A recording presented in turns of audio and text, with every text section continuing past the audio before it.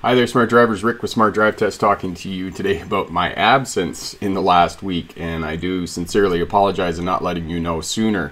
As some of you may or may not know, I have a rental property on Vancouver Island, and I went down there sort of as a working holiday to get the place ready for a new tenant as the last tenants had left, and learned that the last tenants did a runner in the middle of the night and left me with mountains of crap to the point where I filled a 40 cubic yard bin. So unfortunately the YouTube channel has not been answering comments in the last week, so I promise you that today I will get to all of the comments and answer those for you, and do apologize for that.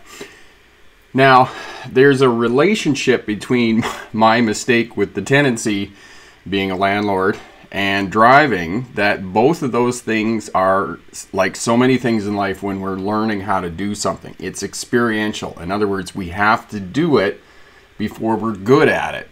And one of the things I learned about being a landlord is that you don't rent to anybody who doesn't have a credit rating, because if they don't have a credit rating and they're not going to take care of a credit rating, they're not going to take care of your property. And I learned a few other things as well, but it's the same thing with driving. And in the past little while, I've had smart drivers ask me questions about how much do they turn the steering wheel when they're going around a corner. And every time those people, I respond to them, and I move them back a little bit in terms of their learning. Hey Manny, Manny is the boss. How are you this morning? So what I do with those students is I move them back a little bit to the fundamentals of learning.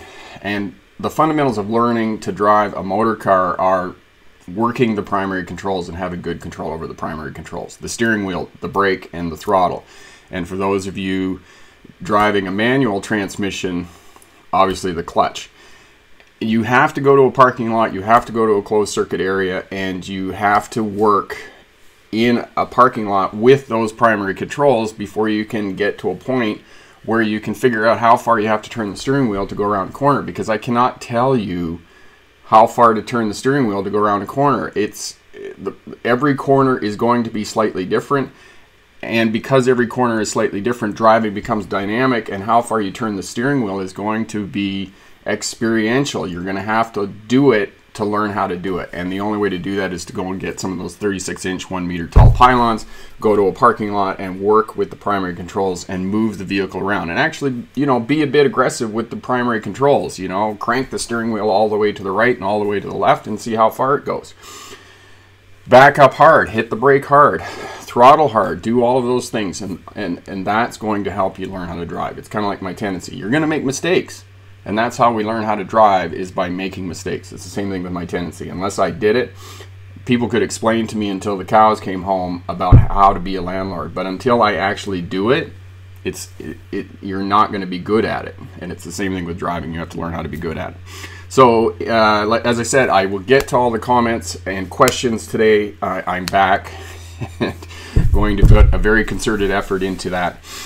Miguel, Rinwer, hey guys, how's it going? So answer all the comments today, get all your questions. If you have any more comments or questions, or I've missed them, please just send me an email, rick@smartdrivetest.com, and I will be more than happy to answer your questions and comments. As well, congratulations to all of the people in the last week who have passed their road test. That is a great success, a huge hurdle that you've overcome and put the time and effort in to pass, and I really appreciate you letting us know here at Smart Drive Test, because it's just really the reason that I do this is to help you to pass a road test and be successful in, you know, getting some freedom if you're getting your car license, your passenger vehicle license, and for those of you getting a commercial license, starting a career as a truck or bus driver, and that's why we do that here. So I'll get to the comments again, I'll say that, and if you have any comments or I've missed you, by all means leave me an email, rick@smartdrivetest.com, and I'll be sure to get back to you and help you out with that as well. I'll start getting some videos up again this week and try and catch up on that task as well. And if you have any video suggestions that you want,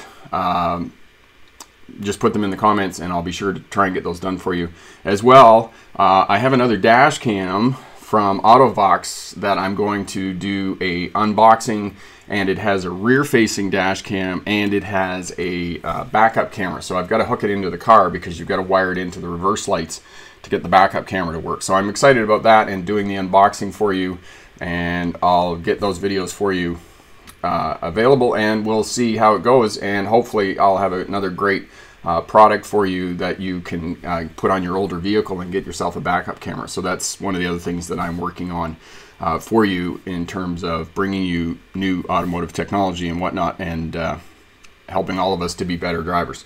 So gonna go and start working on the comments here. Have a great day, good luck on your road test, and remember, pick the best answer, not necessarily the right answer. Bye now.